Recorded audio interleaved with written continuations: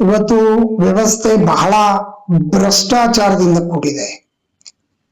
ಎಲ್ಲಿ ಈ ಒಂದು ಸಾಮಾನ್ಯ ವರ್ಗದ ಜನ ಬದುಕಬೇಕಾಗಿತ್ತು, ಆ ಬದುಕನ್ನ ಅತಿ ಉತ್ತಮಗೊಳಿಸುವ ನಿಟ್ಟಿನಲ್ಲಿ ರೂಪಿಸಬೇಕಾದಂತ ಕಾನೂನುಗಳು ಇವತ್ತು ನಮ್ಮದೇ ರಾಜಕಾರಣಿಗಳು, ನಮ್ಮದೇ ನಾಯಕರುಗಳು ಆ ಒಂದು ಪಾಪದ ಜನರನ್ನ ಕಿತ್ತು ತಿನ್ನುವಂತಹ ಒಂದಷ್ಟು ವ್ಯವಸ್ಥಿತವಾದಂತಹ ಕಾನೂನುಗಳು ರೂಪುಗೊಳ್ತಾ ಇರೋದು ನಿಜಕ್ಕೂ ಆತಂಕಕಾರಿ ಅಂತ ನಾನಾದ್ರೂ ಹೇಳಲಿಕ್ಕೆ ಬಯಸ್ತೇನೆ.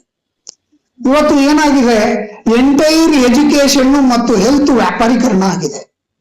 ನೀವೆಲ್ಲ ಗಮನಿಸ್ತಿರ್ಬೋದು, ಇರ್ತಕ್ಕಂಥ ಹಾಸ್ಪಿಟಲ್ಸು ಮತ್ತು ಎಜುಕೇಶನ್ ಟ್ರಸ್ಟ್ಗಳು ಏನಿದಾವೆ ಎಲ್ಲವೂ ಕೂಡ ರಾಜಕಾರಣಿಗಳದು ಮತ್ತು ದೊಡ್ಡ ದೊಡ್ಡ ಬಿಸ್ನೆಸ್ ಮೆನ್ಗಳ ಕೈ ಅಡಿನಲ್ಲಿ ಸೇರಿರೋದ್ರಿಂದ ಇದು ವ್ಯಾಪಾರೀಕರಣವಾಗಿದೆ.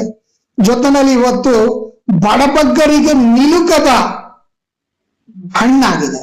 ಸೊ ಹಾಗಾಗಿ ಇವತ್ತು ಅವಿದ್ಯಾವಂತರ ಸಂಖ್ಯೆ ಹೆಚ್ಚುತ್ತಾ ಇದೆ. ಸರಿಸುಮಾರು 30,000ಕ್ಕಿಂತ ಹೆಚ್ಚು ಶಾಲೆಗಳು ಕರ್ನಾಟಕದಲ್ಲಿ ಮುಚ್ಚಲ್ಪಟ್ಟಿದೆ. ಹತ್ತತ್ರ 2.5 ಇಂದ 3 ಲಕ್ಷ ವಿದ್ಯಾರ್ಥಿಗಳು ಶಾಲೆಯನ್ನ ಬಿಟ್ಟಿದ್ದಾರೆ. ಈ ಒಂದು ಬ್ರಹ್ಮಾಂಡ ಭ್ರಷ್ಟಾಚಾರ ಏನಾದ್ರೆ ಆಗ್ತಾ ಇದೆ. ಪ್ರಸಕ್ತ ಸಾಲಿನಲ್ಲಿ ನೀವು ಯೋಚನೆ ಮಾಡ್ಬೋದು, 225 ಸರ್ಕಲ್ ಇನ್ಸ್ಪೆಕ್ಟರ್ಗಳು ಸಸ್ಪೆಂಡ್ ಆಗಿದ್ದಾರೆ ಭ್ರಷ್ಟಾಚಾರದ ಆರೋಪದಡಿ.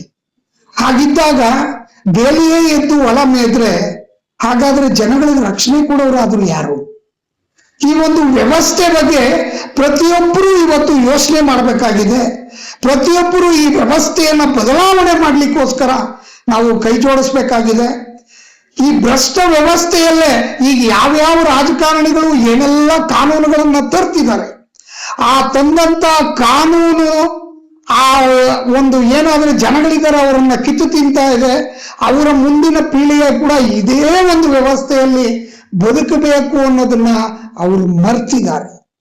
ಅದನ್ನ ಅವರು ಫಸ್ಟ್ ಅರ್ಥ ಮಾಡ್ಕೊಳ್ಬೇಕಾಗ. ಅವರು ಇಲ್ಲಿಂದ ಬಿಟ್ಟು ಬೇರೆ ದೇಶದಲ್ಲೇನು ಬದುಕಲ್ಲ.